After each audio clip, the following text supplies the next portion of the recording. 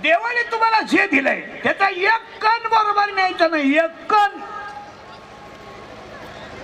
माणूस झाडला राग पाण्यात, शेण टाका, गोमूत्र टाका, सारून घ्या, झाडून घ्या, कण ठेवू नका. देवाने तुम्हाला जे दिलंय त्याचा कण ठेवायचा नाही आणि तुम्ही जे कमावलंय त्याचा कण बरोबर न्यायचा नाही. काय इंटरनेट आहे? आता नीट ऐका, शिकलेल्या लोकांना पहिला प्रश्न आहे PhDला. आतापर्यंत सगळे शोध लागले, मंगळावर जाऊन आले लोक, चंद्रावर मुक्काम करून आले, पण तुम्ही माझ्या मांडीला लावून मांडी जरी बसले तर तुमच्या मनात काय आहे याचा शोध अजून लागला.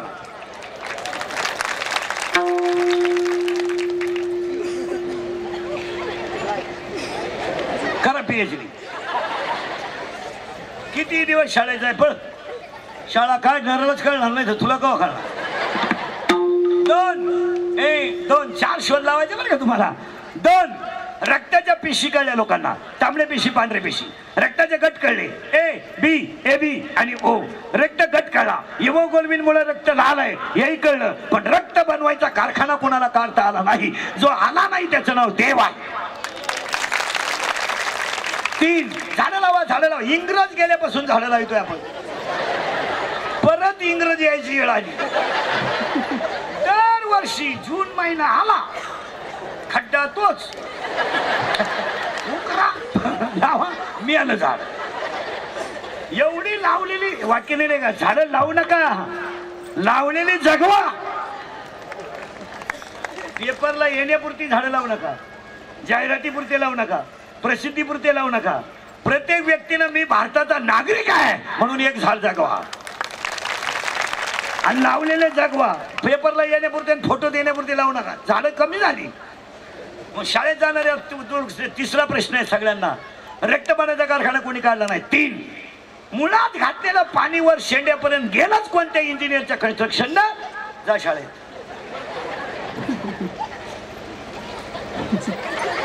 4थं वाक्य, नारळात पाणी आलंच कुठून.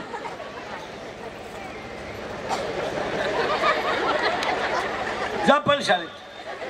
अरे बाबा उत्तराचे त्याचं देवाची करणी.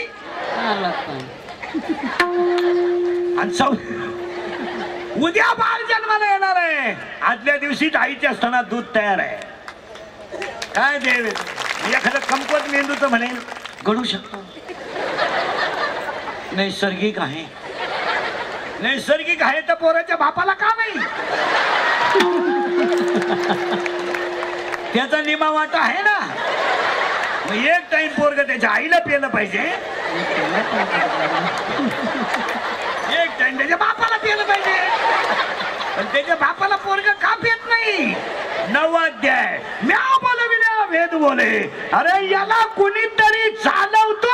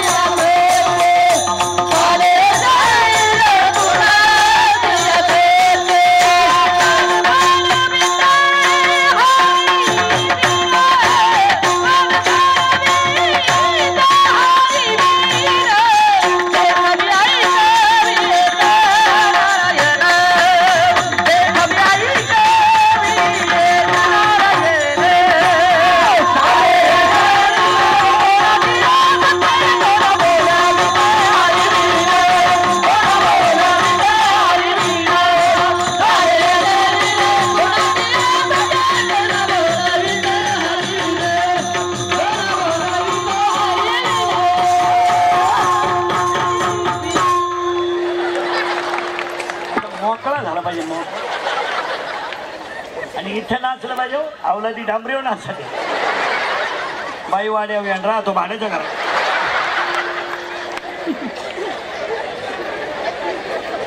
सुनो तुला माझ्या भरोसा नका, बापाचाच नाही तर सुनो का. इथे नाचलं पाहिजे, इथं नाचता नाचता गळला देवाचा पिता नाचू कीर्तना तेरे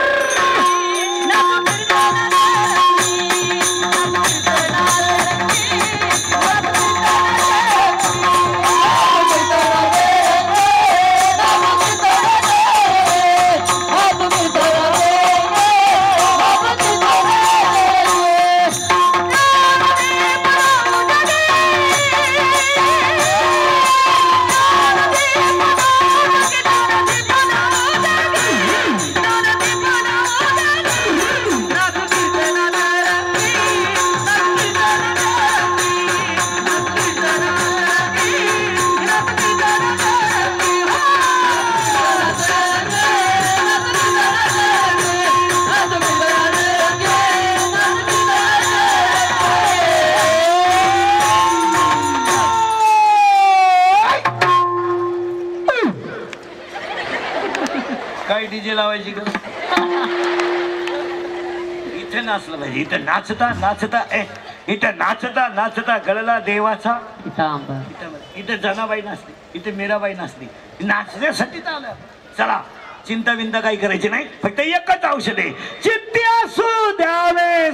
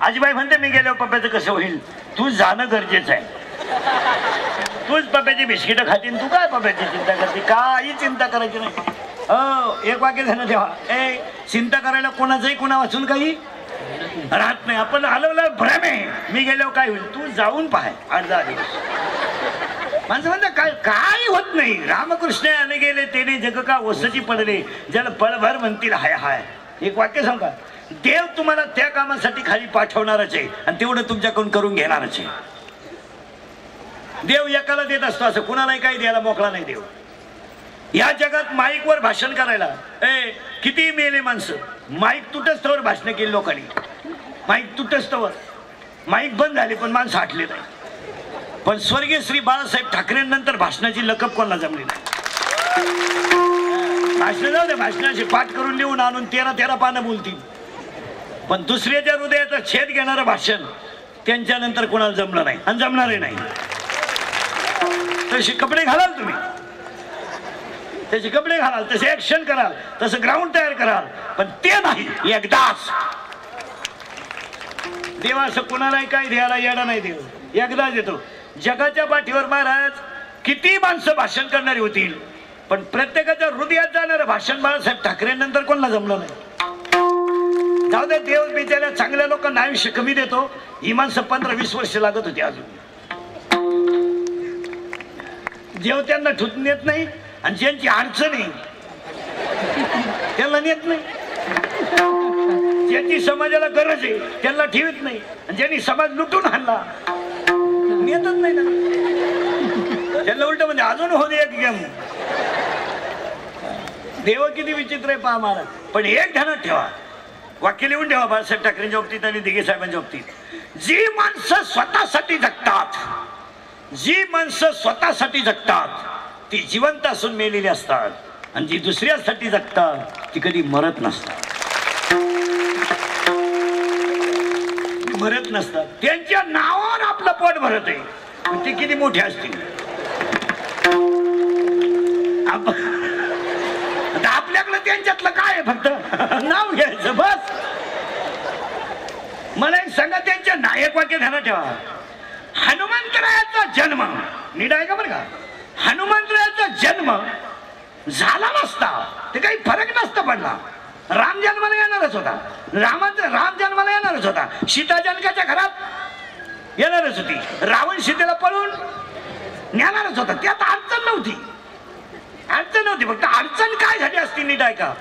हनुमंतराया जर जन्माला आले नसते फरक नसता पडला. दशरथाच्या पोटी राम जन्माला येणारच होता.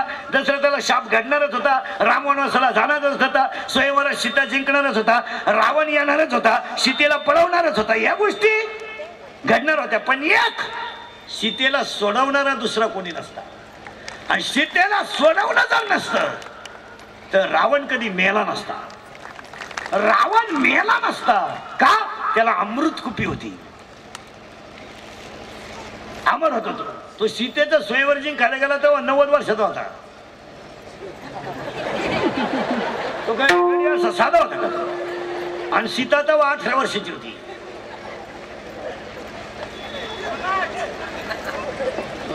सीता 18 वर्षाची होती तेव्हा हा गडी 90 वर्षाचा होता.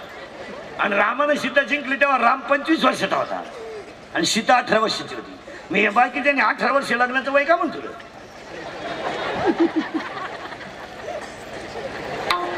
यांनी काय मनाचे डोके लावलेत का. हे आपलं आमचंच वाचायचं आणि जाहीर करायचं. त्यात काय. महिला मंडळ पटकन उत्तर द्या बरं.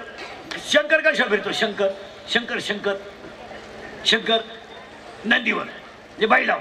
शंकर बैलाव येतो. त्याचा पर्या उंदराव आणि त्याची बायको वाघ. मग महिलांना आरक्षण कधी होतं. पहिलंच होतं. शंकर पहिल्यापासून बैला होते ना.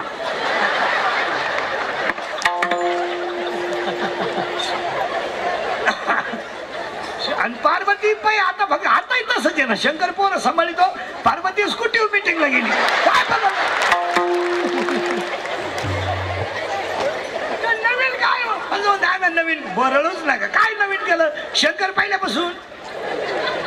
आता शंकर कुठे पोरं सांभाळायला. पार्वती गेली स्कूटीवर मीटिंगला. शंकर वडितोय झोळीच्या द्वाऱ्या. गबस रड नको आई मीटिंगला गेली. गबस रड नको आई मीटिंगला गेली. हे कार्ट म्हणलं दूध दे. कुठून देऊ. तेवढ्यात ती बाई आली. गबस रड नको आई आली. गबस रड नको आई आली.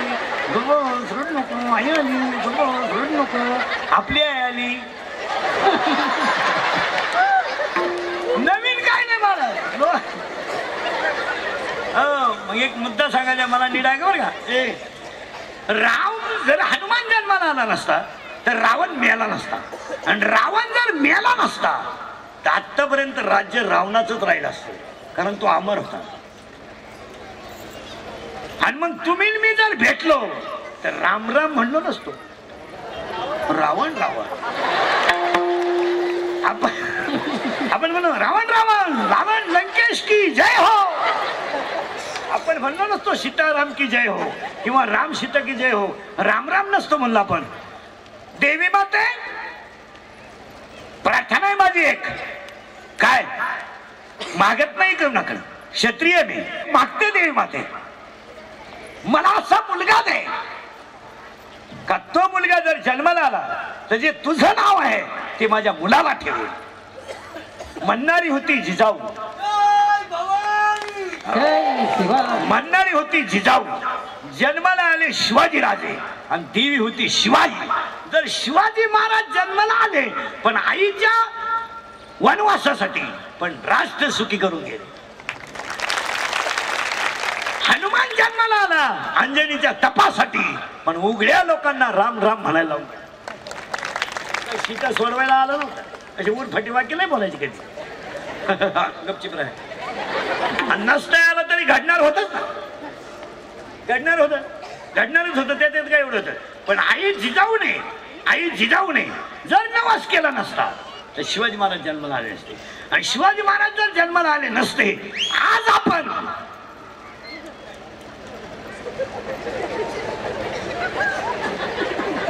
कवाय संपेल असतो. ही सगळी पुण्य आहे कुणाची? शिवाजी महाराज. म्हणून अभंगातला दुसरा मुद्दा संपला. चिंता बिंता करायची नाही.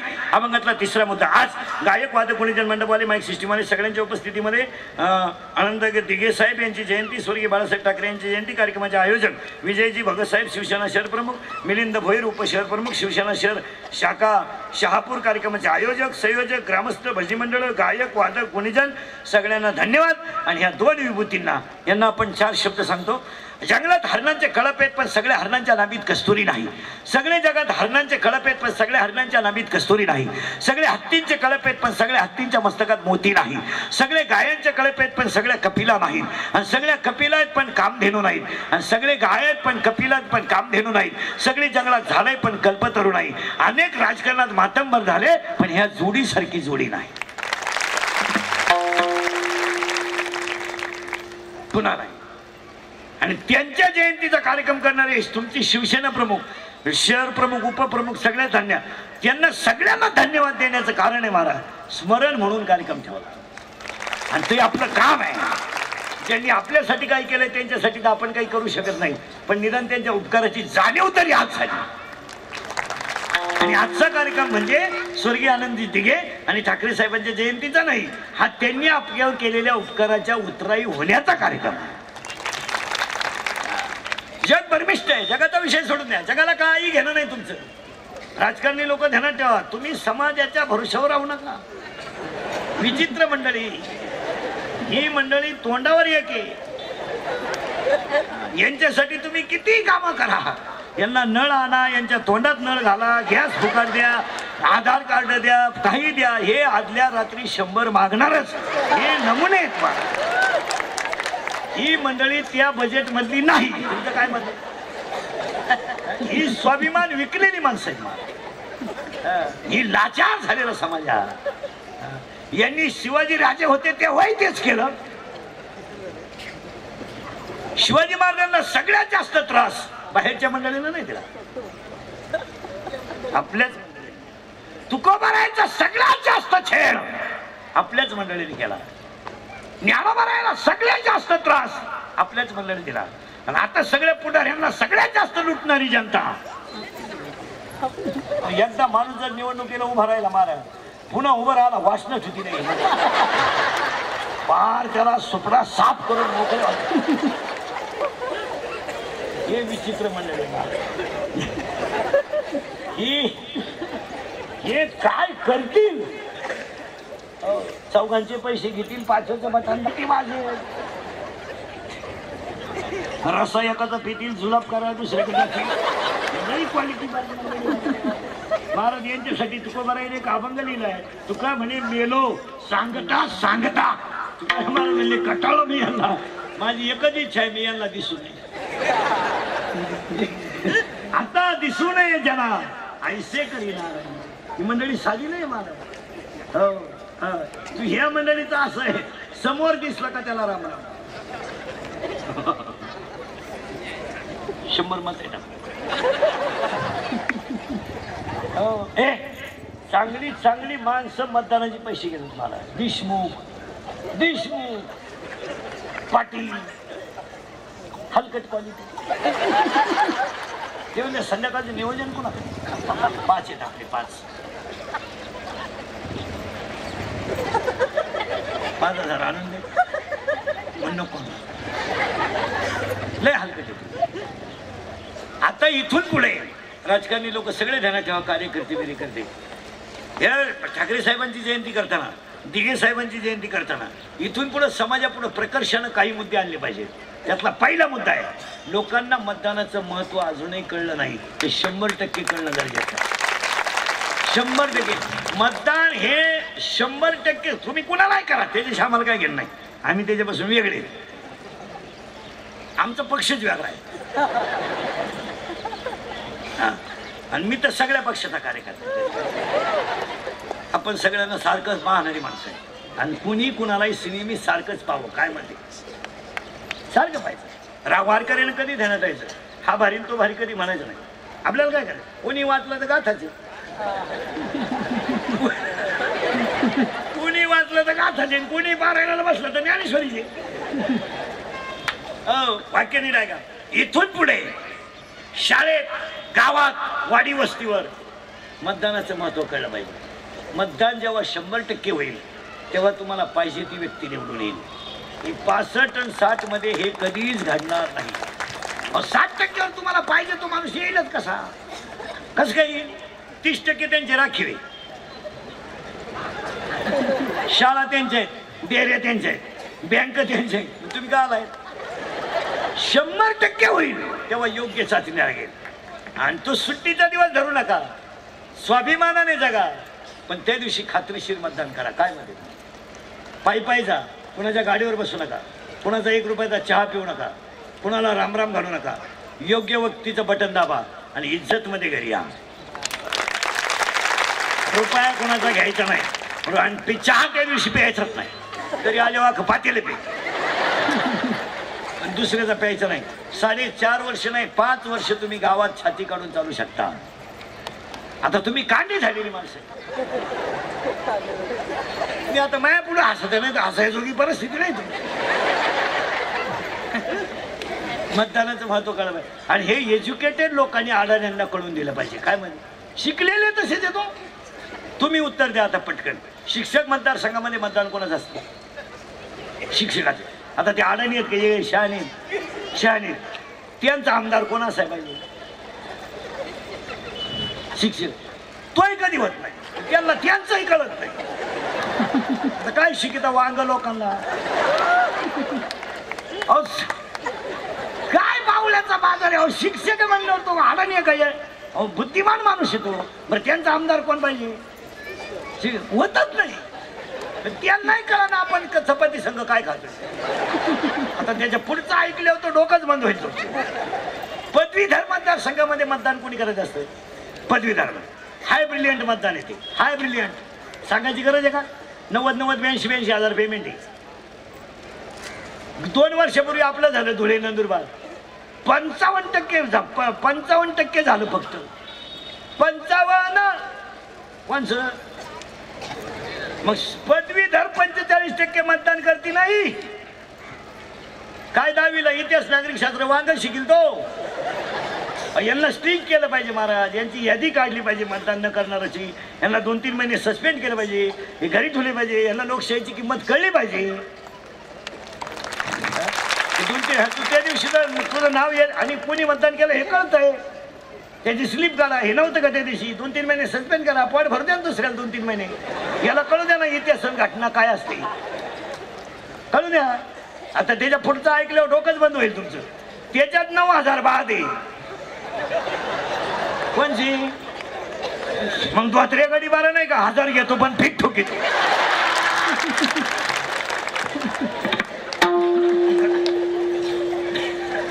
मी प्रत्येक क्षेत्राचा बारीक अभ्यास करणार माणूस. मला मुळात आपली अर्थव्यवस्था सुशिक्षित लोकांवर अवलंबून.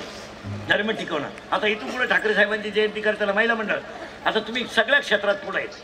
तुम्हाला काही कमी म्हणण्याचं काही कारण नाही. आता देवी तर फक्त वाघाव भरत होती. तू विमानात बसती. वाघ कुणीकडे गेला तपास नाही. वाघ तर का वाईट अडकायला फोडून मिळाला. वाघाचा तपासही नाही. महिला मंडळ नीट आहे का? आणि बसलेले माणसं नाही ठेवा. आमच्या कीर्तनातले मुद्दे आहे ना, तुम्हाला पटव न पटव पण मला योग्य वाटतं ते योग्यच आहे. मतदानाचं महत्व कळूनच दिलं पाहिजे. काय मध्ये तुम्ही आणि गावातल्या सरपंचाची जबाबदारी आहे. ती काय करते गावात? झालं काल 26 जानेवारीला भाषण आणून मोकळं झालं. पोरं कटाळच तोवर भाषण कर. आणि 26 जानेवारीला 15 ऑगस्टला भाषण करणार आहे. ध्यानात ठेवा. तुम्ही अगोदर गोळ्या वाटा नंतर भाषण करा. मग कळेल तुम्हाला भाषण काय. पोरं गोळ्यांमुळे गुंतले नाही तर पोरं सापडला.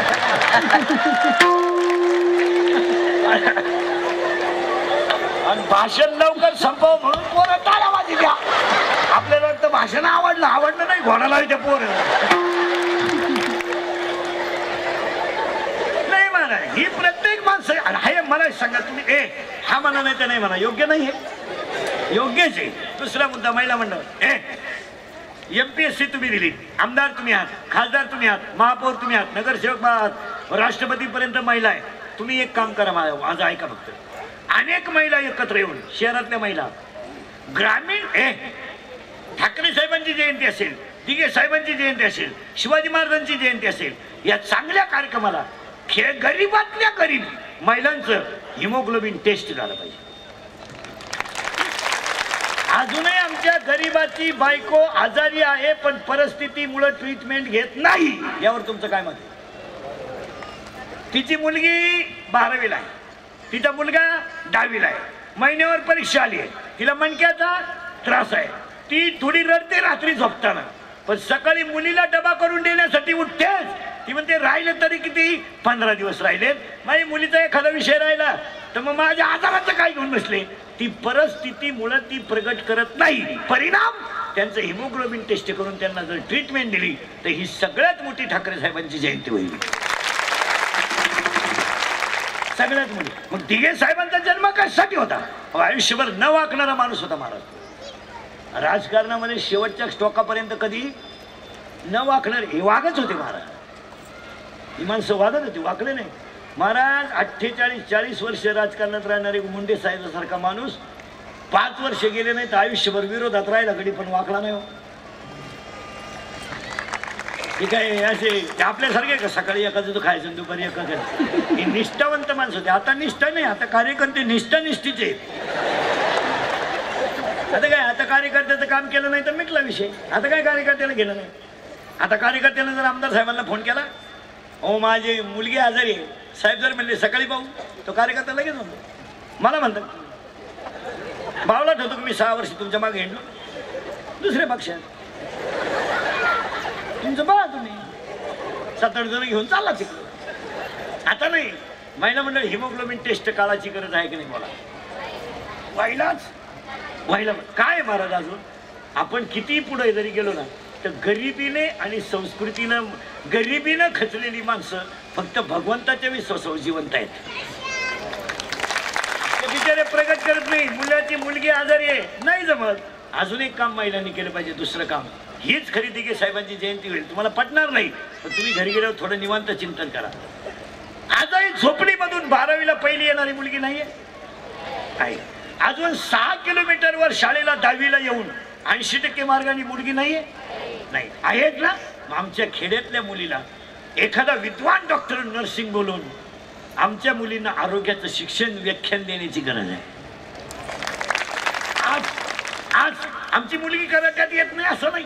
आमची शेतकऱ्याची मुलगी कराटे खेळणार नाही, खेळेल. आमची शेतकऱ्याची मुलगी ऑलिम्पिक मध्ये जाणार नाही, जाईल. आमची मुलगी MPSC ला जाणार नाही, जाईल. पण तिला गाईडलाईनची गरज आहे.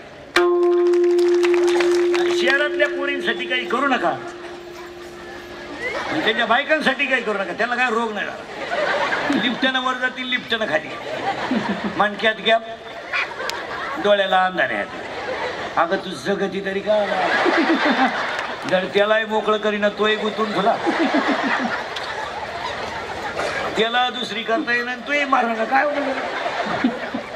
नाही. पण हे घडायलाच महाराज. अजूनही आमच्या खेड्यातली 10वीची पोरं ब्रिलियंट आहेत.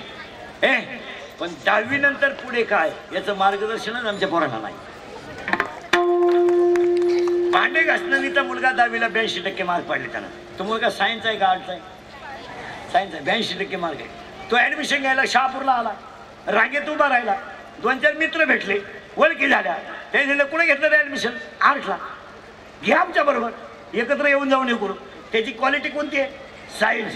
त्याला गाईडलाईन नसल्यामुळे पुढे आलं. मग 10वीच्या पोरांना 12वीच्या पोरांना 12वी नंतर पुढे काय हे राजकारणी लोकांनी एखाद्या 2-4 शाळा मिळून एक शिबिर घेतलं पाहिजे आणि त्या पोरांना ती गाईडलाईन दिली पाहिजे. शहरातल्या पोरांना नाही. शहरातली पोरं पासही होती नाही, त्यांचा विषय नाही. अहो बाप त्याला सोडवायला येतोय गाडीवर कॉलेजच्या गेटवर. ते पोरग बाप जाईपर्यंतच फक्त वर्गाकडे निघते, वर्गातच नाही.